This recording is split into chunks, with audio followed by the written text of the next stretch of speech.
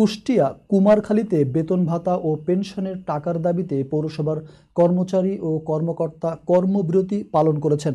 প্রতিনিধি মোশাররফ হোসেন জানান, পৌরসভায় 52 জন কর্মকর্তা ও কর্মচারী রয়েছে।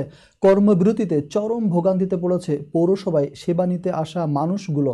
কুমারখালী পৌরসভার কর্মকর্তা কর্মচারী অ্যাসোসিয়েশন আয়োজনে সোমবার দুপুরে পৌরসভার প্রধান ফটকের সামনে এ কর্মসূচি পালন করা হয়। জানা যায়, পৌরসভার এক ঊর্ধ্বতন কর্মকর্তার বেতন ভাতা সহ সকল সুযোগ সুবিধা পাচ্ছেন, কিন্তু কর্মচারীদের বেতন ভাতা ঠিক মতো না দেওয়ার কারণে এই কর্মসূচি পালিত হচ্ছে।